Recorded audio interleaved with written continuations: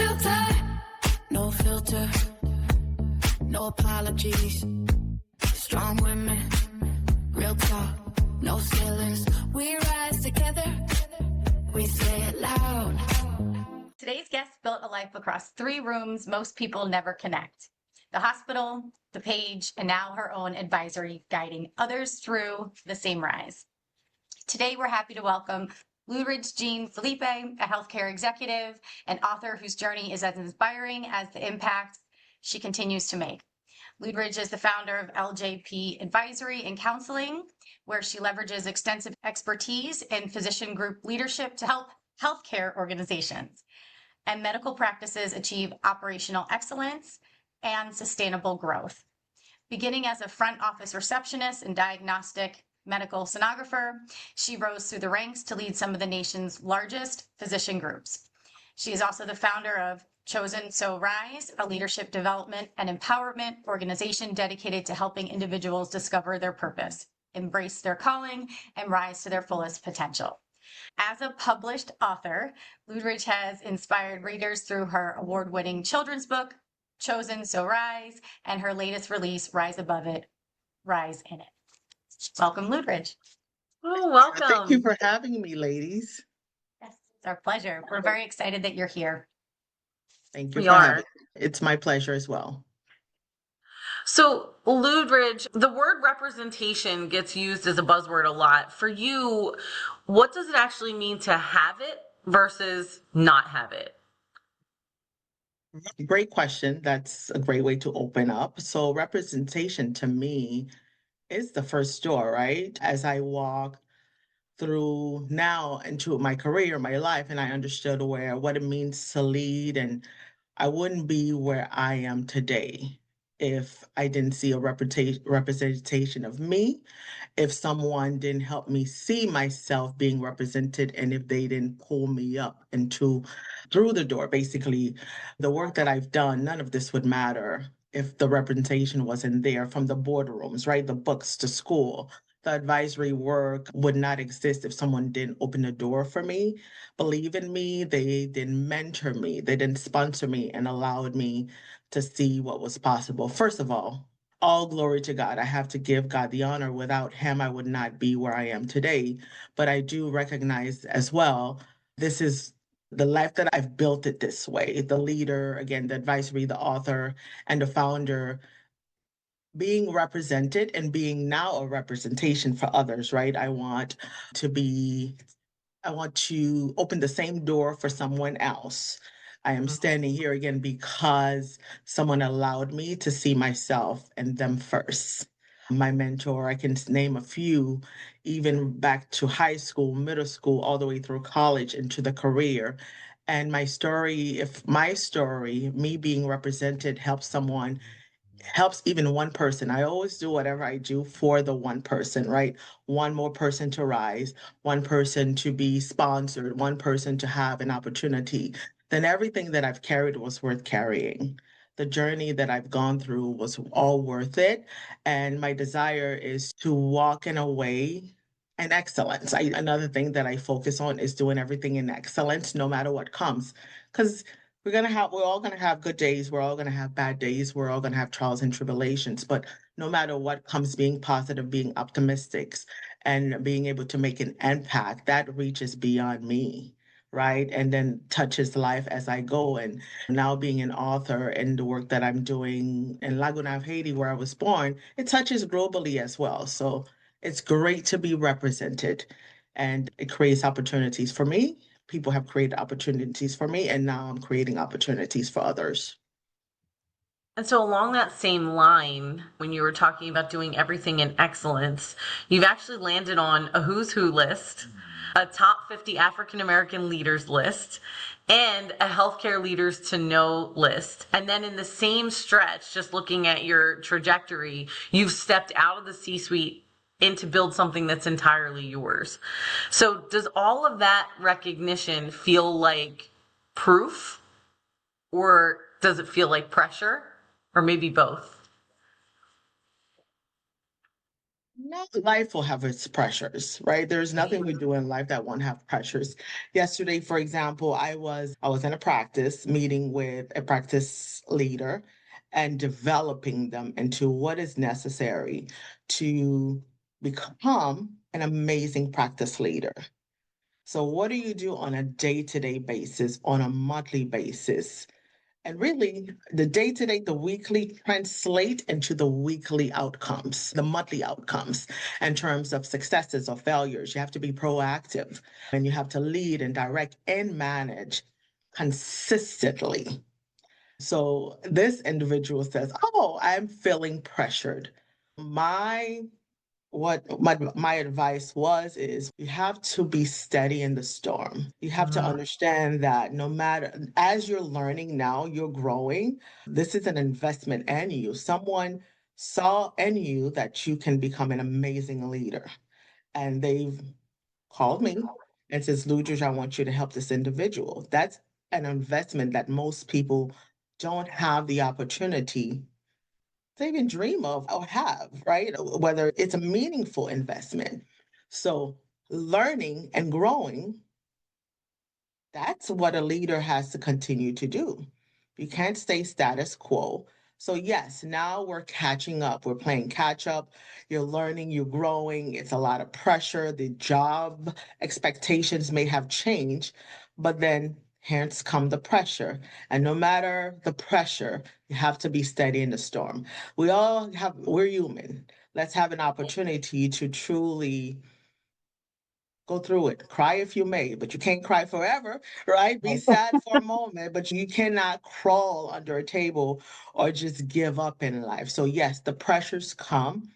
But like I said, I began my career as a front desk at a pharmacy, a local pharmacy where I grew up. I just walked in 16 years old. I walked into the pharmacy and I told, who's the owner here? Is there anyone I can speak to? And spoke to the owner and told him I was looking for my first employment opportunity, right? So that gave me the perspective of, first of all, it was a risk. I took that risk. It was pressure because I'm walking into someone's establishment to ask for a job, and I was welcome. I have to say, I was blessed and welcomed by that individual who, throughout until I graduated high school, was a mentor for me and truly helped me decide colleges to attend, etc. And I had also other help from the school perspective too. So it gave me, it's like that grit, the grit of walking up to someone gave me that ability and I was able to demonstrate that. And then working in the pharmacy in a community, it taught me community. People you saw in church, now coming people in school and that you saw in the community, grocery store there, that's the local preferred pharmacy. It gave me the sense of community. And then also from there, I attended University of South Florida Student Health Services, became a diagnostic medical sonographer. That journey, again, put me close to people before I ever step into the executive role. It changed my life and also my perspective and change. And I know that whatever I found could possibly change the course of someone's life. I was blessed again to receive outstanding training at HCA Northside Hospital. Great group of technologists gave me the training, and later I worked at St. Anthony's Baycare. And so that experience taught me that healthcare is not about technology, right? It's not about protocols. It is about performance, but not solely performance. It's about the person, the single person, again, for the one, and the room, the patient that may be frightened, the family searching for answers. As I'm scanning the patient, sometimes if they come through the outpatient, the family is outside waiting for them, and the team trying to do meaningful work under pressure. I had a certain amount of ultrasounds to do. That's pressure. But I did it and I did it with grace and excellence. And if I'm running behind, it's teamwork. I had other team members to help me to remain steady under storm, steady under pressure to do a work of excellence. So that's a lesson that I will never forget. Beside being at the bedside too taught me to see the person beyond the problem. I'll tell you a story of that I will never forget. 32 years old, cancer patient, and I was doing a venous and an arterial ultrasound on her legs, but they had found a rare bone cancer. And all she wanted to do was dance again. And she was telling me the option that the doctor gave her, we may have to amputate your leg. And she's like, I don't want an amputation. I want to dance again. Again, the person before the problem. Here's a woman, she's young, 32 years old, wants to dance again, and is now faced with such a terrible circumstance, right? So that, and then having to make the decision, dance, amputation, how do I approach this? So yeah, I'm doing a scan, I'm doing an ultrasound, but being able to connect with that person. So to see the person dignity, their dignity matters. The way I spoke to the person, which correlates to all of us, right? The way we speak to people, the way we listen, the way we explain something, or even the way we enter the room. When I go into the room as a tech, as a leader, if I know the patient or the person's name, they feel valuable, right? Yeah. They feel like I'm here for Mr. Whatever. I'll use my name, Miss Loudrige. They feel valuable. So just the way you enter the room can change that person experience. And if I may, as I'm listening to you talk about how you started your career, the growth that you experienced through that career, and then also the human connection that you had in executing, there's this beautiful through line of the importance of this human connection. And I just want to go back to the beginning of what you said, because Rebecca and I just recently participated in an event with young adults, and we talked to them early in their career. And one of the challenges that Gen Z faces is that technology has grown by leaps and bounds. There's a significant focus on efficiencies. And when they're getting into their careers, it's apply online, interview virtually, etc. And there were several young adults that we spoke to at this event who were already on a trajectory similar to what you shared of growth, simply because they walked in, got in front of someone's face, connected with them, asked for the opportunity, and then performed when they were in it. And that's the beginning, right? Is this, don't lose sight of the importance of human connection. At the beginning of your career, in whatever way you're interacting person to person throughout your career, yours is in medical, Rebecca and I have been in talent acquisition, now I'm in coaching. Wherever it is, there's this beautiful piece of human connection that not only can you not afford to lose, but when you commit to that and you commit to doing it really well, everyone flourishes. Completely in agreement. And thank you for that, because, and yes, it flows from the beginning. And then my perspective is carrying that through with me in my career. And the executive role, it can become, I'm very big on key performance indicators, right? We have to win. We're winning here. But it can become about the metrics, the budget, staffing, operations, and systems. Let it, right? So all those things matters. Again, KPIs, my team, we're gonna win.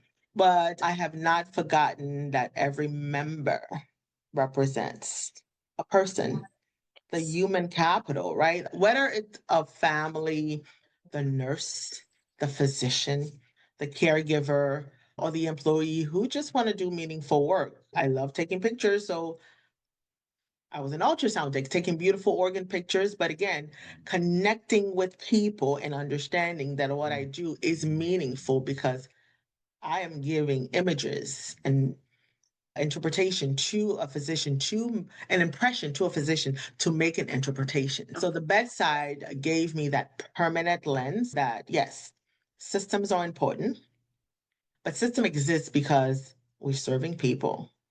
And if we lose sight of that, we may become efficient, but what's efficiency without the people behind the work that's doing the work? I focus on people and my role, the patient, personnel, and physicians or providers, right? When you include the APPs in it. So you can build the most efficient in the world, but if you forget the person in a room, you don't have anything, right? When you invest in your people, when you care about the team, they will also care for your organization. They will care for your key performance indicators, the strategy, the goals. When you meet with them at the beginning of the year and present a vision or mission or strategy or goals or a plan for the year, but you've invested in them, you've trained them, you've given them the abilities and the tools necessary to perform well in their jobs, to do their jobs well.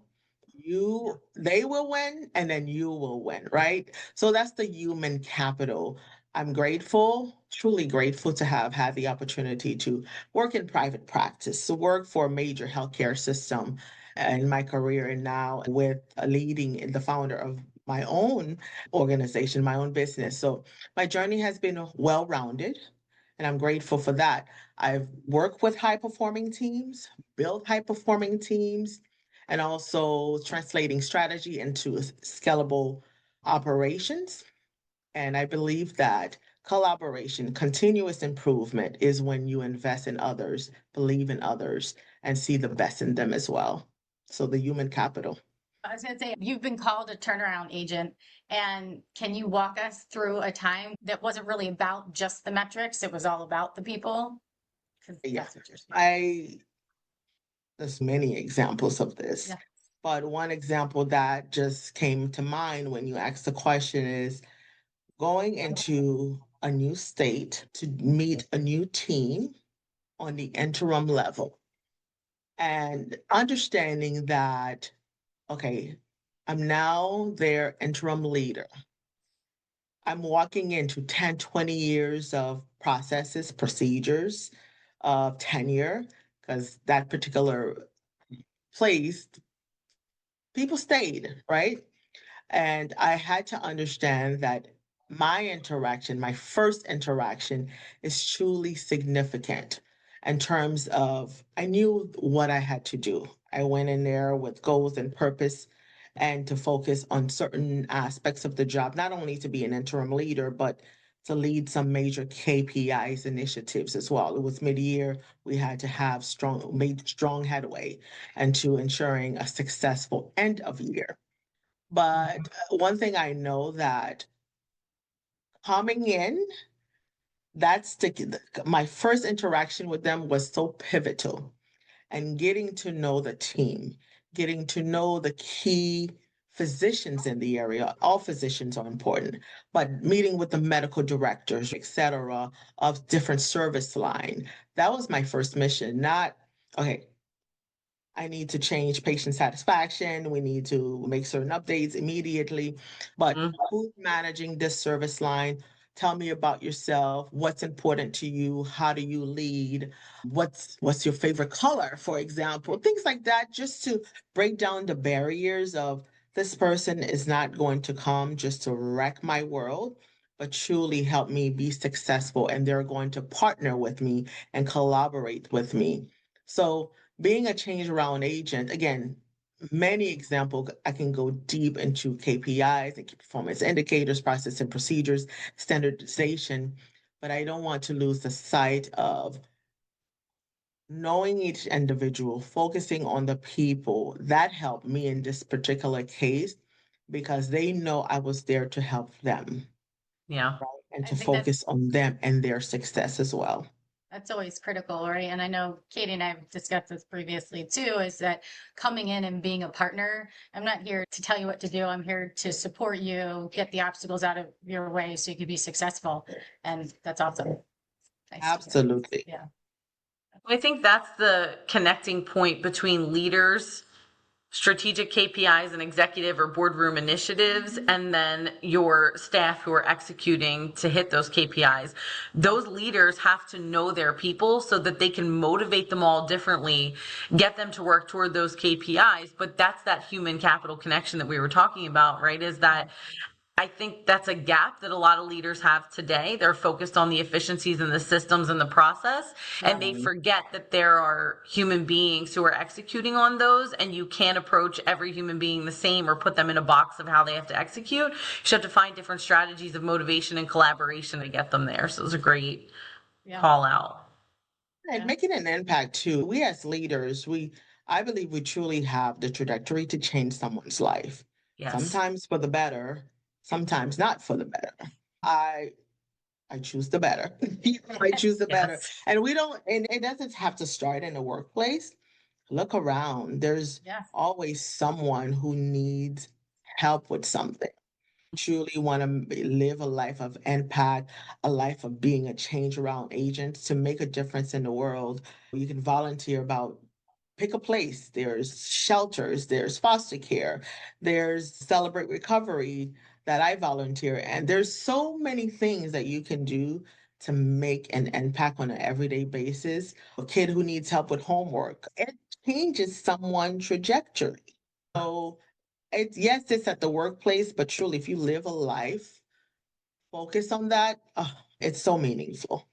A lot about adults and professionalism in the working world, but you also have a children's book out, Chosen Yes. So Rise. So you're impacting from a very young age too. Can you tell us about that?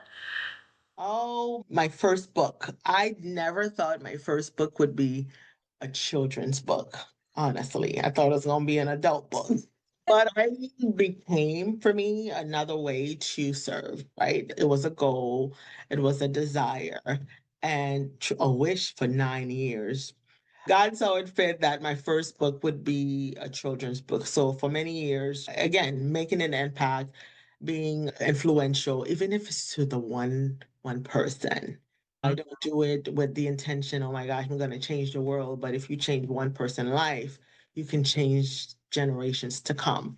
So one patient, again, one employee, one team, one organization. But eventually I realized that the lessons, right? What we go through that I learned through healthcare, through leadership, adversity, personal growth, personal matters could reach further if I put them into words. No. So for me, becoming an author was not about another title, right? Oh, so much. We're so busy. So another Yes. title or another award to add to my name. It was more about creating something, and I'm passionate about this that could continue to speak to people, to children, even when I wasn't in the room. So healthcare taught me that people often need more information. So to be a great leader, you have to have amazing communication skills, strong communication skills. So again, healthcare taught me that the people often need communication, more information. They need perspective. They need someone to remind them that, and even ourselves, we need someone to remind us that the circumstances do not have to define the limits of the future. So Yes. ultimately, that's my writing, what I'm writing about to make it possible, to make it tangible. So if someone reads either Chosen, So Rise or Rise Above it, if they read it and see that they can grow, that they can lead, that they can rebuild, be encouraged, be inspired, oh, discovering my purpose or pursue something that once they thought was out of reach, then my writing has done its job. So for Chosen So Rise, I was writing to children around the world. Honestly, I'm laying there, I'm like, this is for children around the world. It may never go around the world, but I'm writing to children around the world who may Mhm. not know yet that they are chosen. The message of the book is you're chosen, you're capable, and you're filled with purpose. So a book parent can read to their child, or the child can read to themselves. The little girl, the little boy who may one day they know that they can climb from the front desk to the Yes. boardroom or become the teacher, a leader, a healer, change maker, a pastor, whatever. Again, someone who alters the trajectory of someone's life for the better. So it Mhm. was written for children. Again, I want young readers to know early. And because of we're talking about 15 years back, I volunteered in a foster care system, and I saw a lot of things, right? So that child knowing that I was born, I'm here now, I don't have to wait to be picked, right? I can decide to rise anyway, no matter what the circumstance. So chosen, you're here. So chosen, so rise. And my newly released inspirational book, Rise Above It, Rise in It, I published it through TBN. And God has an amazing sense of humor. So my father is a pastor. Growing up, we could only watch TBN, Television Broadcasting Network. It was a Christian channel. And that's it. That's what's allowed in the house. Moses, Ben-Hur, and TBN. And then, of course, we go through life. And then here I am writing a book that's now published through TBN. That's funny. So Oh, I know it's fascinating. I'm telling you, God has a great sense of humor because I'm like, Dad, seriously, can I watch Barney or something? Or, Disney Channel? I don't know anything else. Nope, nope. But the book, Rise Above It, Rise in It.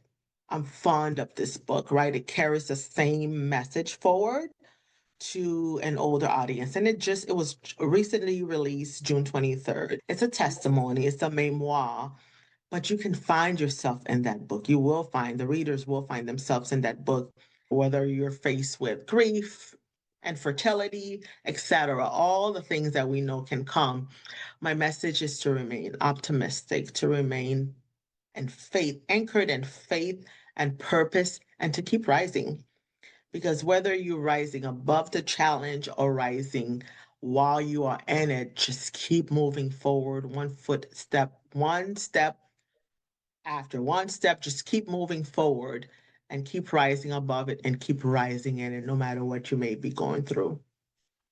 just connecting with you so deeply on two things. One, you keep saying just keep moving forward and you have to be the steady in the storm. And Rebecca knows this about me, but a core piece of my growing up from my dad was always, you can cry, but you can't stand still. So you get up and you put one foot in front of the other and you keep I moving love forward. that. And it's a guiding principle in my life, and it's gotten me through trials and tribulations, and it's also gotten me through really exciting times in life when we're so busy, as you said. Just personally, I connected with you on that, and I appreciate you using those words. But there's something you said that I think goes beyond us on this call and to our listeners. You said earlier, you don't have to wait to be picked. And I know you were saying that in the context of the foster care system, but if you look at our lives, whether you're a child in foster care or you're an individual applying in a job market or you're looking for a relationship, there are so many moments in life where we're waiting to be picked instead of recognizing, as you said, that we're chosen and we have a purpose and we can follow that purpose, and those things will start to tie together. For you, the TBN network; for me, having that statement of my dad be such a core, and then meeting with someone like you today who uses those same words to me and has those same beliefs. And I think it's so important to have people anchor into that purpose and recognize that they are chosen and that they can move forward. So I hope that people look into your books and really find a connection there as well. I appreciate you sharing that with us. Thank you. So now you actually took it off of the page and into reality when you built your school in Haiti, right? So can you tell us about that? Oh my gosh. Yes, Iva Academy. So my daughter's middle name is Iva. She's a miracle, right? Truly a miracle. After 5 years of infertility, God saw it fit to give me a daughter. So again, after I personally I said, okay, I've done all I can humanly possible that I know to do. I'm done now. I'm going to focus on myself, focus on my future. Thank you, husband. I'm good. We're moving forward. Here comes Miss Honora Iva. And when I was getting my ultrasound, I said, I'm going to have a son because my mom had three boys after me. So I've always seen there's no surprises when you're a tech because I'm like, crazy. So I'm looking at the screen, I'm like, oh my God, I'm having a daughter. I'm gonna lie. What can I do with a daughter? So my mind completely shift from son. I don't know why. I don't know why. From son, because that's what I thought, to now daughter, and realize that okay, I'm going to be the first example for her. As her mom, she's gonna look up to me for so many different things. So Iva. So then we fast 40 years later. My parents are again pastors. They do a lot of missionary work. They're really focused on social issues, social things, especially where they're from in Haiti. But one thing that caught my attention is on the screen came a young lady that was speaking. She was like, I need funding for me to attend school. and she was speaking, and she needed $200 to cover the year. And to cover the year. And then she was telling the stories of young women where she's from. It's interestingly enough where I was born, but being born in Laguna, Haiti, I migrated to the US at the age of 9. And so I grew up in the United States of America, and truly it's been a blessing in my life. And for her, she said where she's from, the young women's are regarded as nothing, just a little bit of oil in a lantern, basically the little round lantern oil that our grandparents had growing up. And that the young women in this community where she's from are regarded as worth that little bit of oil. Now, all of it touched me, but that story, it just kept playing in my head. That could have been me, right? Mhm. Here I am, again, an amazing life, career, etc. that we touch. I'm grateful for, and that could have been me. Wait a minute, that's where I was born. So Mhm. and I couldn't shake it. So yes, give her the money to attend school for the year, but then that's just one person. Yes, we're doing it for the one, but then how can we make more of an impact? So I firmly believe in education. So, because education without a pathway, I guess I should say, to provide for yourself can become another form of waiting in some sense. So, it was important for me to be educated. So, waiting for someone else to open a door for you. And when you listen to this young lady's stories, they're just waiting. So, Right. I was serving as a board advisory for a foundation to provide free education to children in Haiti. And it's a phenomenal organization, hundreds of students a year that goes through this school. So as I'm thinking about this, and again, night after night, this thing just, her story kept, it hurt my heart. Yeah. And I knew I spoke to my husband. I was like, I have to do something about this, even if it's just us. And I don't mind it for it to be us. We have to do something to help these young women to develop themselves. Yeah. So I called my parents and said, okay, I haven't been to Haiti since I was 9. So you guys know the people there. I need teachers, I need educators. I put a business plan together. I said, this is what we're going to do. So you got to think of it as Haiti for what it is. You have to give that person something tangible that they can do to sustain themselves. I'm not creating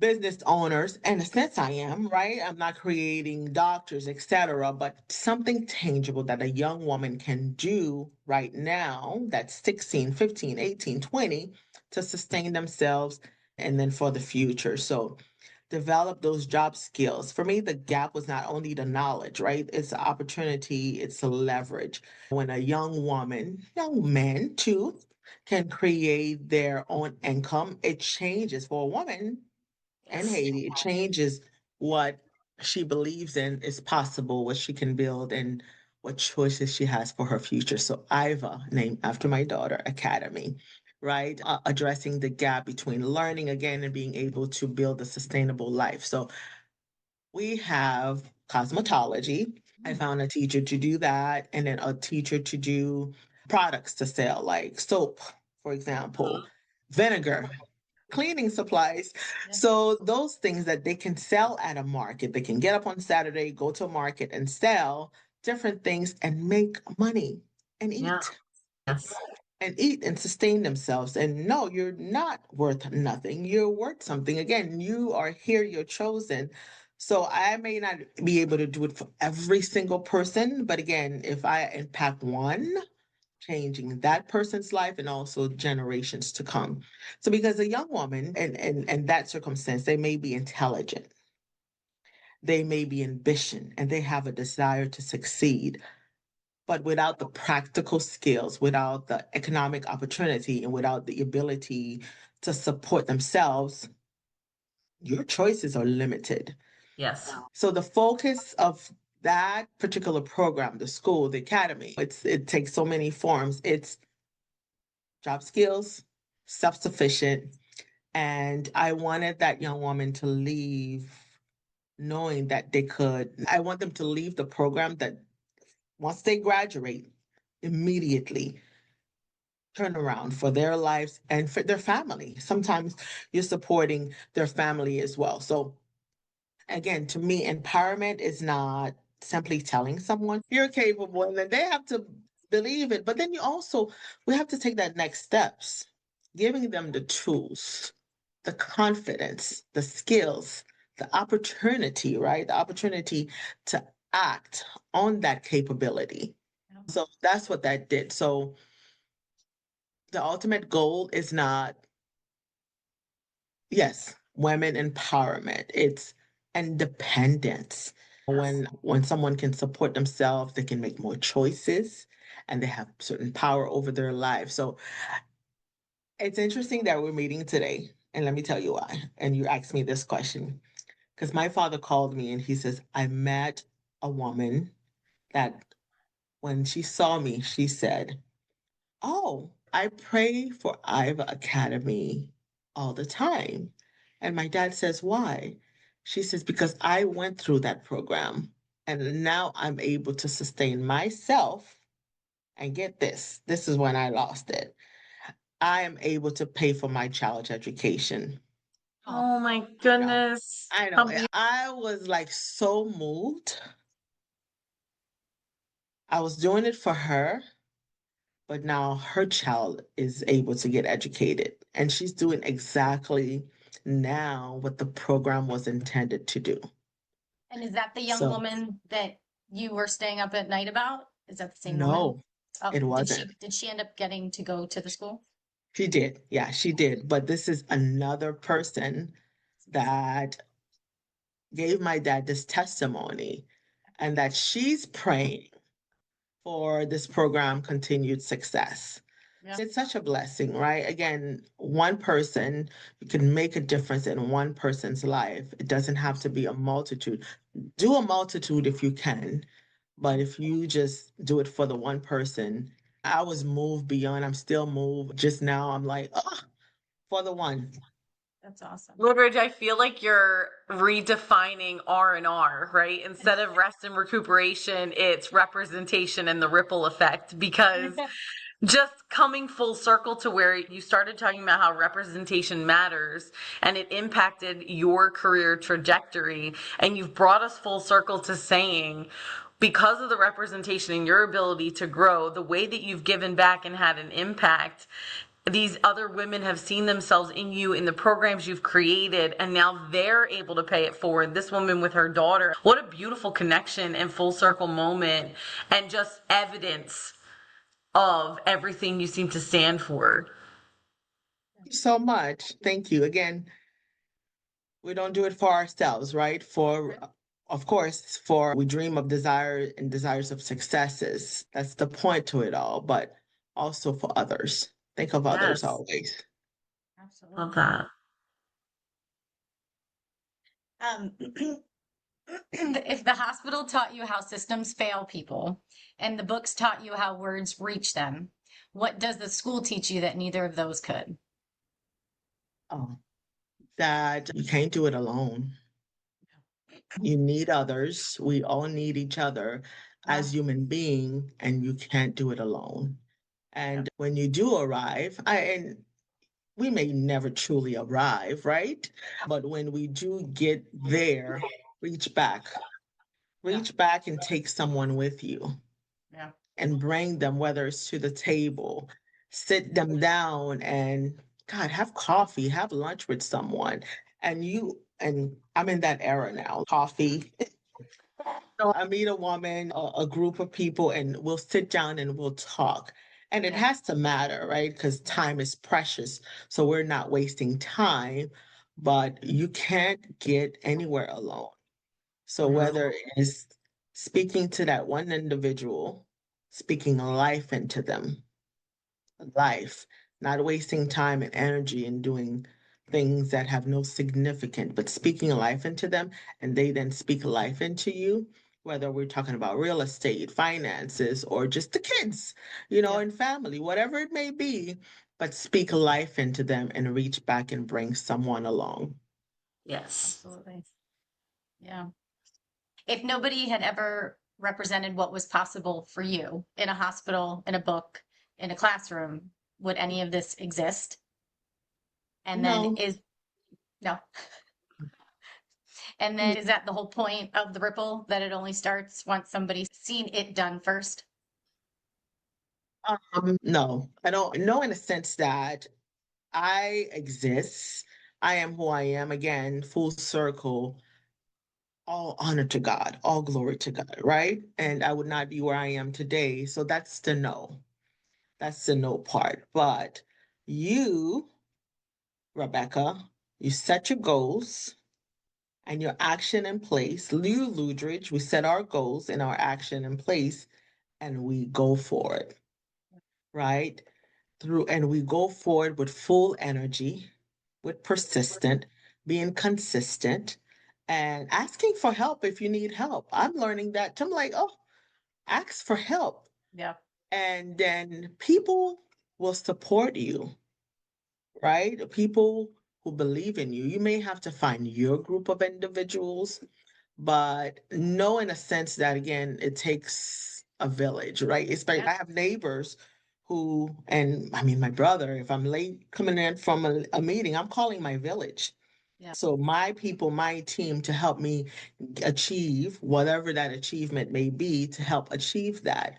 So no, but yes, I do believe we have to have goals and plans for our lives. We have to plan that accordingly. Yep. And you just flounder through life.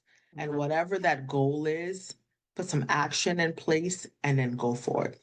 Yeah. Yeah. Yeah. Absolutely. And I know Kate, one of the things Katie and I talk about all the time is community and the people around you and your network being your net worth. And especially in starting our own businesses, I think it's more important now than ever to make sure that you really tap into that network and use the support system and the community to help continue to get your name out there to elevate yourself and your business. Absolutely. And the question now it's going through my head, none of it would matter, right? So the Right. boardroom seat, again, community, Yeah. mentor, the books, the school, the advisory work it wouldn't exist without the people who've opened the door for me, right? And who Right. believe in me. And for you ladies too, Yeah. right? Your goals, your businesses, you're building things that are remarkable, but then we need each other to Yes. be successful. I need clients and accounts to be successful. So the whole concept is touching each other, touching lives, making an impact and reaching beyond us, and then doing something that's worthwhile and significant in this world. Absolutely. Absolutely. Is there a way for our listeners to support IVA Academy if they wanted to? Right now, yeah, it's still being sustained by our family. So I'm grateful for that. So thank you for that. But you can support my books, if you want to purchase Chosen So Rise and Rise Above It, Rise in It. They are available at Amazon, Walmart, Barnes and Nobles, BAM, ebooks, anywhere books are sold. So please support and purchase a copy. And if our listeners want to connect with you, where's the best place to find you? I am on social media. So LinkedIn under my name. I'm on Facebook, Instagram. Truly try to keep it professional via LinkedIn. Perfect. Yes, Rich, thank you so much for joining us on No Filter, No Apologies. Follow us on all your socials, NFNA Podcast. Until next time.